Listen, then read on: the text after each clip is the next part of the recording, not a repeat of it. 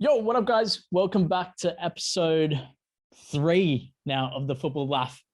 We have Austin, mate. I'm so stoked. We've been on in talks through steps and all that sort of stuff. It's been how long have we been talking? It's been, I think this is the third year. Really? Yeah, so it was like 2019 or maybe end of 2018 when I Yeah, first came across steps and stuff and when I first got the pair of socks and everything. So it's been a yeah. while. Because I remember you were one of the first people we ever sent socks to Yeah. back when you were at Orlando, and that was really cool. So it's cool to finally catch up. We were just talking Sydney, New South Wales, where we are in Australia, is currently in lockdown, and we've been in lockdown for, I want to say, like 4 or 5 weeks now, 6 weeks. And bro, we're getting like 300 cases a day, which, I mean, you're American. You see your American numbers. 300 for us is like really, really bad. Yeah, because in the US right now, it's starting to get bad again with the new variants and stuff. And before I was coming over to Germany, I was like, last second the borders opened up for European travel, actually the day that I was supposed to head to Germany. So um yeah, I was like panicking because I booked my flight and then I was thinking I wasn't going to be able to come. Oh, But I'm vaccinated and everything, so it was easier because I had my vaccination card. yeah, right. But yeah, I was able to travel the day that the European borders opened back up to the Oh, US. So I got lucky damn, on couldn't that. have fine. Yeah. So I like to start this podcast off before we get to know a little bit about you. We'll go through the laugh of the week. So this is something that it can be the past week. We'll give you a past couple of weeks that's just really kind of cracked you up. It's tough on me because I have to think of something every single week that's made me laugh. And that's not really fair. But it's always good to look back on the times and think, what made me laugh and what brought me joy? Now, do you want to go first or shall I kick us off? I'll go first. I think the main thing that's made me laugh the most was coming over here and getting adjusted to the language because I didn't speak a drop of German coming over here. I knew nothing, and coming over, like going simple things like going to a store and the lady asking if you want your receipt. I had no idea what she's saying. So I'm just nodding my head, saying yes or no, and just kind of going on because yeah, it's definitely way different than English. And then just everyone on my team and stuff trying to get me to say German words and making fun of me for not pronouncing it properly and stuff like that. So yeah, Language barriers are yeah, hilarious. it's Like, been pretty interesting. God, I like that. That's brought back some of my memories from being in Spain and the laughs I Yeah, had. So I like it. For me, I just started watching. Do you know Survivor, the TV show? yeah, Survivor. Yeah, Yeah, so I started watching a little bit of that, the Australian version. yeah. Okay. And the laugh for me isn't really the show, it's more the host of the show. So you'd think when you're like, you have a show, Survivor, it's a big show, you want to have a host that's kind of like in there, like a Joe Rogan, Mhm. right? And this guy is so stale and bland that it's laughable. And so he'll just say like a one liner that's not supposed to be funny. It's just a very straight thing. And you just kind of look and laugh at him, laugh at the crew. And you're like, why did you pick this guy? They would have had so many different options. Like, if you watch the Australian All Stars, I think it's like season 5. Anybody out there, you'll know that this guy was not the right man for the job, and that's my laugh of the week. So, right, we've knocked out laugh of the week, mate. You've moved to Germany from America, playing with Orlando. Dude, that's some hell of a move. Quickly give us a brief background as to what happened there, how that went down, any stories that went with it. Yeah, how'd it go? Yeah, so just a little background. Growing up, I played for Orlando City's academy. I'd commute from Tampa to Orlando, which is 2 hours every day for training. And because I had to do online school and stuff, so I did online school, virtual school from 7th grade up until I graduated, basically. And after I spent 3 years with Orlando City's academy, I went out to Barca Academy in Arizona. and I did my senior year out there and my gap year out there as well. And then halfway through my gap year was when I was playing at the DA Showcase in Florida, where all the academies come together, all the college coaches, pro scouts, etc. And that's when the Orlando City staff saw me, and it was all new staff. They had no clue I used to play for Orlando. Oh, wow. Yeah, because when I was there, it was totally different staff than what was there who signed me initially. So they start talking to my coach and had no clue that I used to play for Orlando City. And then, that was halfway through the season. I didn't end up going back to Arizona because the showcase was in Florida. So I ended up staying home, and then I signed with Orlando City again. So I spent the last 2 seasons with Orlando City B. Yeah. And then at the end of last season, Orlando City got rid of their USL team. A couple of the other MLS clubs did as well. They pulled out of the USL, waiting for the new MLS 2 league to start. So everyone was just kind of left, just not knowing what was going to happen. And a goal of mine, I've always wanted to play in Europe. So it was a good time to try to make that jump, because I wasn't tied to an MLS club anymore. So it was a good time to make that jump. And then I was connected with the old general manager who signed me initially to Orlando City, was the one who put me in contact with the agent that I'm working with in Germany. So what division are you playing now? I'm playing in Regional Liga, which is where most of the Bundesliga 2 teams play in. So I have like Schalke 2 is in our group. Borussia Dortmund 2 was in our group last year, but they won the league, so they got promoted up to 3 Liga. Düsseldorf 2, Cologne 2, Bayern Munich 2 is in a different conference. Basically, all the Bundesliga second teams are in our division. That's pretty crazy. I remember when I went to Spain and I was traveling with a team called FC Sabadell, and like these under 14, 15-year-old kids, whatever, 14, 15, under 15s, they'd be like, oh yeah, who are you playing this week? And they go, oh yeah, Barcelona. And I go, okay, like what? Like, it's just so much. I think, especially from Australia, and for you as well, and being in America, you see these European clubs as like, they are amazing. They are everything. And then once you start to get closer, and everyone's kind of like, yeah, it's like Barcelona. Like, yeah, we're playing against Borussia Dortmund. And you're like, dude. Do you feel that sort of way? I mean, it's pretty. Being in the US, like, I didn't realize how many teams were in Germany, and Germany is not the biggest place to begin with. So like coming over, and I think someone was saying there's 10 divisions in Germany, but the first 4 are like fully professional leagues. Wow. And it's so crazy because like my team was in 3rd league several years ago.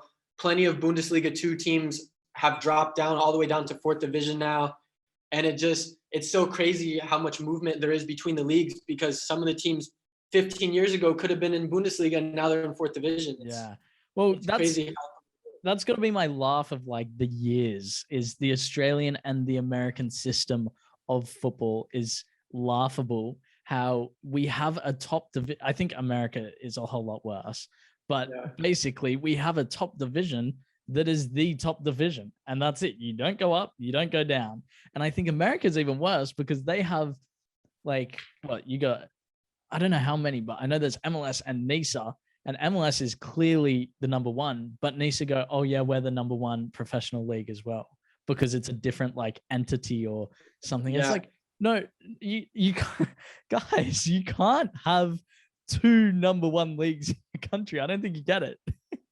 Yeah, same with USL as well, because they've been talking about promotion, relegation in the US for so long, but it's never going to happen, just because how much the owners have to pay to buy into an MLS franchise, and most of the time the franchises aren't good the first year, so then they would end up being relegated down to USL after the owners spend all the money. So unless they change how it's formatted, it just won't work, because now there's a new MLS 2 league coming in as well for U23. It's all just about money, and I mean, as it should be. It's a business. Yeah. But it is just, okay, well, this isn't going to fill our pockets that much. We're not going to do it. And I think if you had a system like they should be looking at countries like Germany and England, where if a club wants to come in at 7th division and put $1 million a year into their wage bill, then you can do that and try and get to the first league where you're going to make the big bucks. So that would be cool. I don't think we're ever going to see that though. Not in the near future. Because they want to come in and have the big players right away and stuff. And yeah, it's not going to happen. So being in Orlando City, dude, and all that traveling, you have to have some pretty, like, there must have been some crazy stories going through there. Yeah, there's the first year there was some crazy stuff. The second year was kind of different because of COVID and everything. Like, we didn't have fans at all the whole season, which was really different and stuff. So it felt like we were playing academy games again. We'd go to the fields and there's no one in the stands and stuff. It was just really weird. But yeah, the first year, the craziest thing that happened the first year was probably we were on an away trip to Tucson. We were playing against FC Tucson, and we get to the airport after a long day of travel. I think we left Orlando around 5 a.m. Because it's a 3-hour time difference from Orlando to West Coast, and the flight is almost a 4-hour flight. Yeah. So we get out there and we get our rental vans and stuff. We're loading all of our gear into the back of the vans, and maybe 20 seconds after we finish loading into the back of the van, we hear a huge,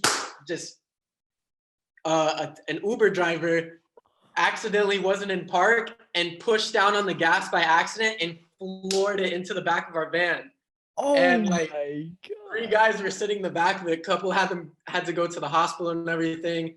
2 of them weren't able to play in the match because they were worried about concussions and stuff. So for that to happen after a 7-hour travel day, having to go to the hospital and stuff, and then we had to deal with all the police and everything because there's witnesses. Do you reckon were there rumors that the Uber driver was being paid by FC Tucson? Cheeky inside deal. That's funny. No, but yeah, dude.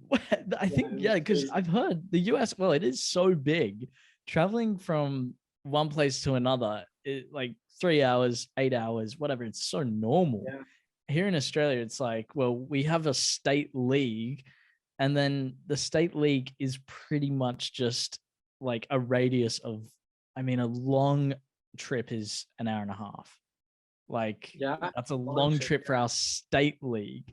And so, in the A League, obviously you have Perth, you have all across Australia, but it's just so centralized, which is quite funny. But dude, I didn't realize how close everything was here as well. Cause like, we're in Europe, everything is so close. I can get in a car and drive to Paris in 7 hours. It's so weird. And you'll be in a whole different culture and speak a different language. It's so crazy. Yeah. So, dude, surely there's a couple more away day stories. I feel like some of the best things that happen, like I haven't had many away days where you're traveling with the team, but when it does, there's just some things that happen on those trips that are just like, everybody's tired, everybody's a bit exhausted. Those are when the best things come out, I think. Yeah, there's so many times where we'd have flights delayed. We'd be in the airports for hours just because of some of the stuff that was going on. And like little things like that, like just can throw off so much stuff. Like, especially with the accident, like it wasn't just like a small accident or anything. Like our van was done and stuff. Like we had to change vans and everything, delayed us getting to the hotel. We weren't able to train that day and stuff. And it's just stuff like that. Like people being late for meetings and having to sing and stuff. So,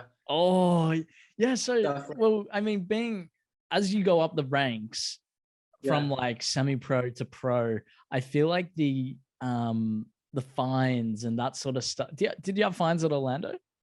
Yeah, we had fines in Orlando, but this year the fines over here are a lot more than they were in. So what are the fines that you don't necessarily agree with but are on there? Yeah, like the one that totally threw me off was every new player who signs, with the team that I'm on has to pay 50 euros just for signing, like just for no reason at all. Stuff like that, like, and then fun stuff too. Like if you get megged at training, you have to just pay $1, like just for fun. Yeah. And then obviously stuff like yellow cards, red cards, Did being you late for me. did you have the what do you like the gamble ability? So you could do this thing. I know back at Manly in our state league, there was a team. Well, as a team, they agreed you can roll a dice to try and get rid of your fine. And I think like if you rolled a 1 or a 2, it got rid of it. If you rolled a 3 or 4, it doubled. And then if you rolled like a 5 or a 6, you had to like do a nudie run and pay the fine or something. Like I forget exactly what it was. Yeah, Did you guys have something like that? Not in Orlando, but we have something here. I'm not entirely familiar with it yet because I think maybe 1 or 2 guys have had to do it. I'm not sure if it was for fines or what, but they have this like game show wheel that has a bunch of different like columns of different things you have to do, like wash someone's car or go butts up in the goal and everyone kicks you from the top of the box and stuff like that. I'm not sure if it was for fines or not, but there's like tons of different things on there. And then there's like free space where you don't have to do anything. So one day you might walk into training and they might tell you to spin the wheel and you go, well, I don't know why I'm spinning it. Yeah, no, that's like if I spun the wheel, everyone could just start cheering and I'd have no clue what was going on because it'd land on something and I'd have to ask someone to translate it. So yeah, you have no choice. You can't speak the way, you can't rebut anything that they say.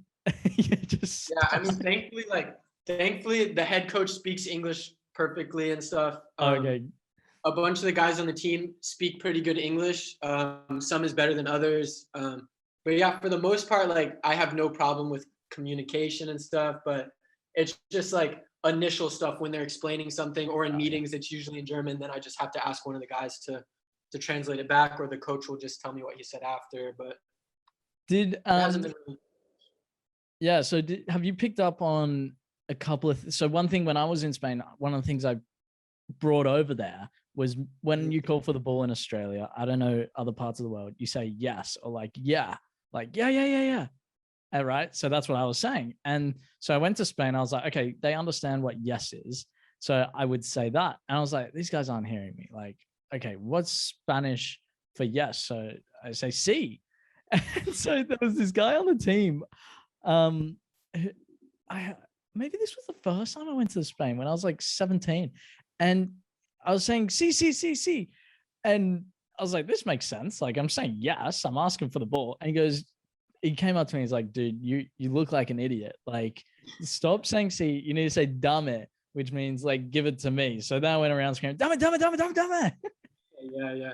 No, with Orlando, like so many guys on our team were Spanish and stuff. So, and the same thing coming here, like everyone told me I'll pick up on all the in-game stuff quick. You know what I mean? Like right shoulder, left shoulder, like calling for the ball and stuff. And like I'm super vocal when I'm playing and stuff. I'm always screaming for the ball and everything. So one of the main things that was really different over here, like after the first day that I was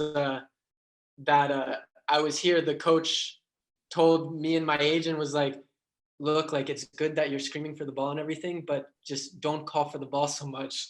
And they're like, some of the guys will start to get pissed off and stuff. It's just not so common to scream so much for the ball. And I was like, oh, in the US, like everyone screams so loud for the ball because they want it. And he's like, oh, it's good that you're wanting the ball, but just I'm telling you, like a lot of Germans get annoyed if you keep screaming for the ball, and especially since you're American and no one really knew me yet. Dude. They're like just relax a little bit. That's because we're like in Australia as well, we're hammered like communicate, ask for the ball. Like if you're not talking on the field, if you're not giving direction, if you're not like saying something when you pass the ball or calling for it when you should be, you're gonna get hammered.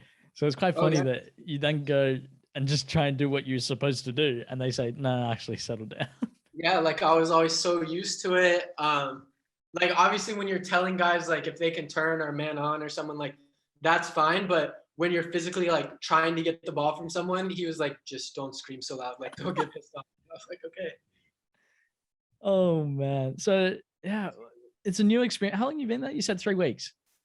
I've been in my apartment for three weeks. I got to Germany like a month ago. Yeah, right. And so how long have you signed the contract with this team for? I signed with this team for a year just because the whole thing over here is just, especially being American and stuff, is just trying to work my way up. And this is just basically just to try to get my foot in the door and just get Yeah, exposure. right. Do you think, how big of a difference is it going from like, I mean, a whole new foreign country in a professional environment compared to that of the States where you were in Orlando, where you're comfortable? Like, that's got to be a bit of a difference. Yeah, I mean, it was definitely different. The main thing, I mean, I know a lot of friends that have gone to Europe and have gotten like a little homesick and stuff like that, but I haven't lived at home in almost 4 years now because I was in Arizona for 2 years and Yeah, right. in Orlando the last 2 years. Like obviously, I saw my family way more than I will now. But yeah, I mean, I've gotten adjusted pretty easily. I think just some of the main differences is obviously the language stuff like that, and it's just a whole new culture and everything, and training, like stuff is done the same, but it's different at the same time, if that makes sense. Yeah. Like everyone plays the same game, but it's just still not the same as the US. Like everyone's a lot more technical, which is better for my game and stuff. But it's very, I think it has a lot to do with the weather too. It's like, it's not so hot here. So the whole game, 90 minutes is just press, like whole entire time, like pressing the whole time. And that's the main. That's why when you go to a new club, especially new countries, and they like completely change the tactics on you and say like, all right, yeah, like this is what we do. We press for 90 minutes. You go home that day and you're like, you gotta be kidding me. Like, why are we pressing for 90 minutes? Yeah, like you're so not used to it. Yeah, I mean, it's crazy too, because when I was with Orlando, it was the second team from the first team, so not as many fans come to watch the second team and stuff. But over here, like with the club that I play for, like this is the club that the town supports. So, like it's a whole different. It feels, we're the first team, so it's like cool. Just like we had our first, or I made my debut on Monday in the DFB Pokal. Against the Bundesliga 2 team, Karlsruhe. Okay. So that was the first round of that, and just like the atmosphere it was really cool having the fans jumping, screaming the whole game and playing drums and stuff. And we were only allowed 5,000 because of the COVID rules and stuff. Oh, but only 5,000. I'm not sure exactly. The stadium holds like 10 to 12, I think. Dude, that's still so many. Oh yeah, but I don't think it was close to 5,000, but still the atmosphere was like, it was awesome. And then even after the game, like fans were able to ask for jerseys and stuff. And it's just so different than being in the US, because like now it's the actual first team and stuff just being on the second team, and not everyone cared as much, but it's just like, it's cool. It's different.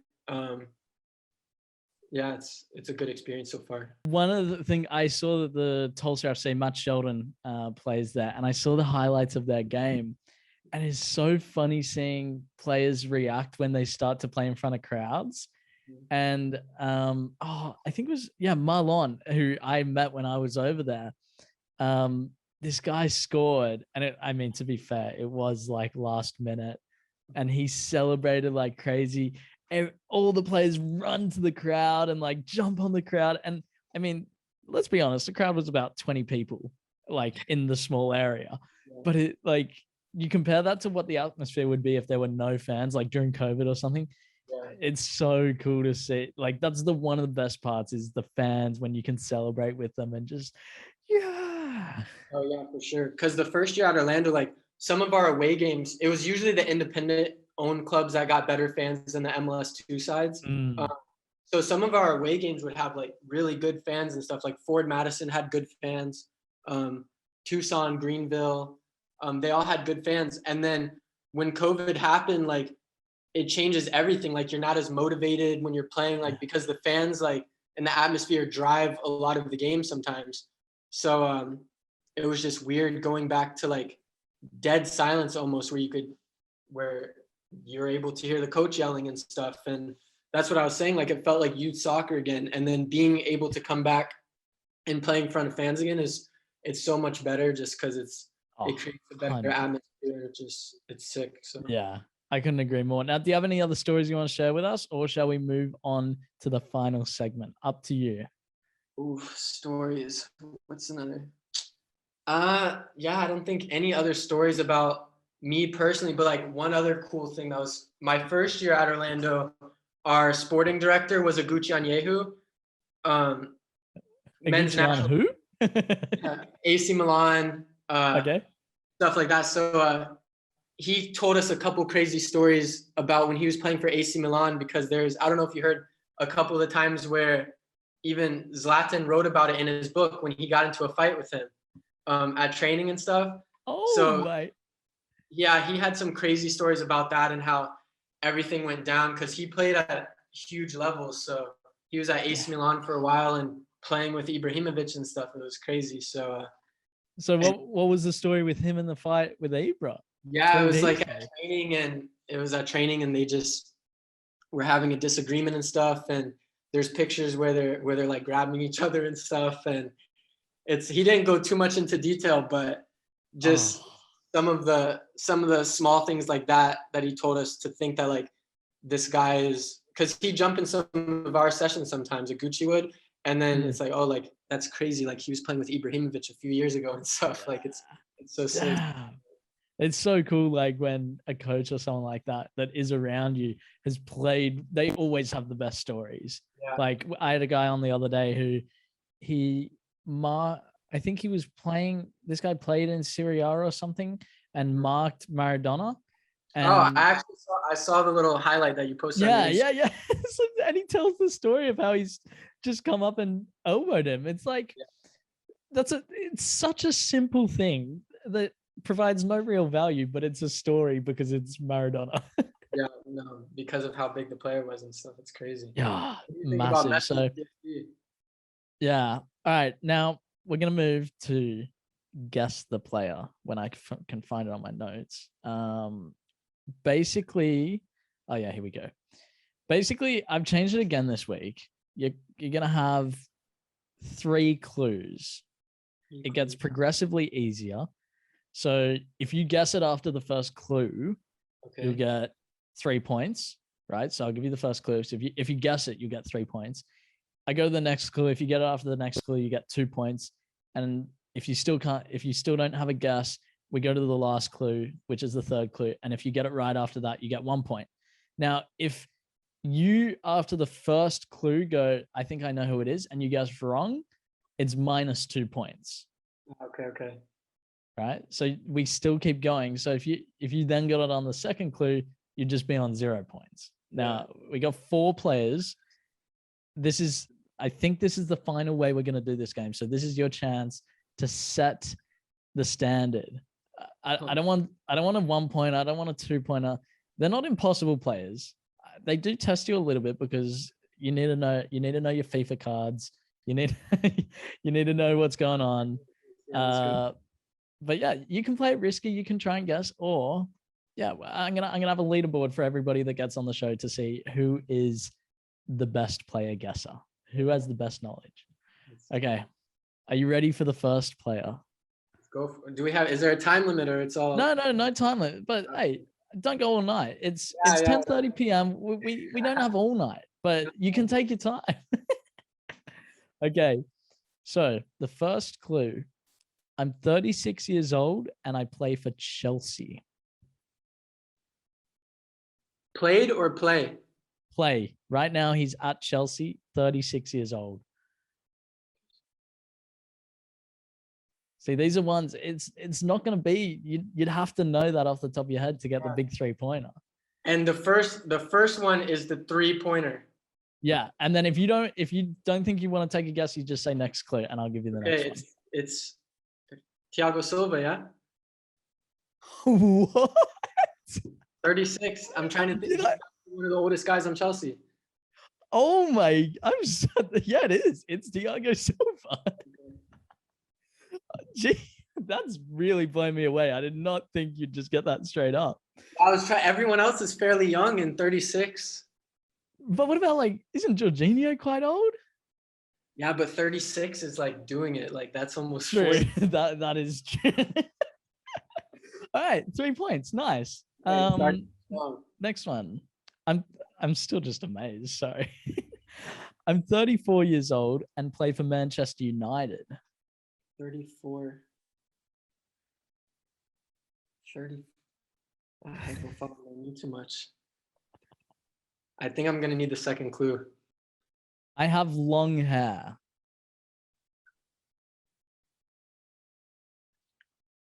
Long hair. We might have him here. Cavani. Oh, nice. Okay, I was worried. Yeah, Cavani, correct. You're on 5 points. The long hair was a good one. Yeah, I was like, he's a player that's a little bit under the radar. Like, he's not the first player that comes to mind when you think of Manchester United. Okay, 5 points. God. Okay. I'm 33 years old and play for Barcelona. 33 and played for Barcelona. Yep. Oh.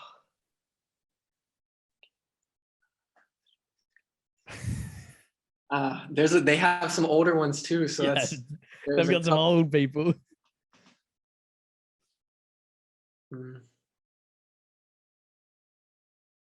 Yeah, I'm gonna need the second clue. Okay. I have a famous moment in the Premier League. I have a famous moment in the Premier League. Oh, come on, please tell me I got him here. Famous moment in the Premier League. This is like me versus you. And if you just get all of these right, then I'm just here like, well, I lose. I got to make sure that you don't get one of these. A famous moment in the Premier League.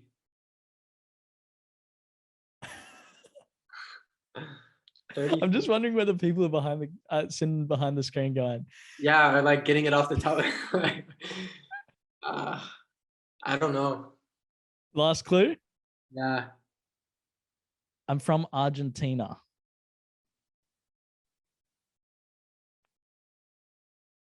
Oh my gosh, I'm drawing a blank. Oh yeah. Saying as it's the last clue, I'm giving you a 15-second time limit. You got 10 seconds. I reckon so many people are screaming it right now. 33. 5 seconds. PK. No. Aguero! Aguero. Dude, you said PK. Oh PK's Spanish. Oh, he's Argentinian. I forgot that part. Aguero. Okay, because it was the last clue as well, you don't lose 2 points. You just don't get any points. Oh, still same score. Yeah, still 5 points, which I think is going to be a pretty good score. How did you, I mean, he did just move to Barcelona, but yeah, surely. Okay, last one. I'm 28 years old and play for Manchester United. 28 plays for Man U. You say, you like repeat what I say as if you're going to know who it is. But you're not going to know. Sorry? It's easier to process. It makes me think about it. 28 and plays for Man United. Well, see, I get worried because you said it after the first one and then just came out and said Thiago Silva. I went, like, you've worried me. Yeah. That one I think was the easiest just because the age and stuff. Okay. 28 and plays for Manchester United. I don't even know who's 28 at Man U. Yeah, that's, oh man, 28 and plays for Manchester. Yeah, I need the second clue. There's no way. Okay. I love changing hairstyles and hair color. Oh, Pogba. Nice. Okay. Phew. Got that one. Nice. Puts you on 7 points, which is decent. I think that's gonna. I mean, the max points you can get is 12, but to get 12 points, you would have to know everything back to front. Yeah, get it straight off everyone. Yeah. Asking just the age for the first one's a tough one because there's so many guys within the close age and stuff.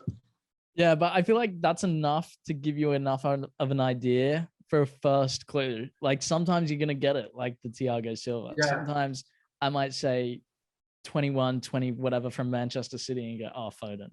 Yeah, the Aguero one's really bothering me now because I should have. Yeah, hey, while you're in your apartment, just think and remember that you could have got it after the second clue. Like, I have a famous moment in the Premier League. Who even plays in the Premier League that plays for Barcelona? Yeah. Anyway, so that you can go dwell on that one. That's the end of the episode. Look, Austin, thank you so much for coming on. I appreciate it. I hope, has the season just started in Germany? No, so we have our first league match is this Saturday. So Damn. Yeah. Looking forward to it. Yeah, definitely. We have a busy next couple weeks because we have a league match this Saturday, and then I think it's qualifying for the next DFB Pokal already on Wednesday. So we have match Saturday, Wednesday. So we're pretty busy the next month with games and stuff. So should be good. That's the best thing. European football is just like game after game after game. Whereas in Australia, we have like over 40 games maybe the whole year. That's what you need. And that's what every player needs, except for some reason in Australia. I don't know about America. We go, yeah, we'll develop kids and play them 20 games a year. It's like, no, we're not ever going to be anything. Anyway, that's the episode. Anything you want to say, Austin? No, yeah, definitely. Thanks for having me. It was fun. Yeah. I enjoyed it. Anyway, we'll catch you guys in the next episode.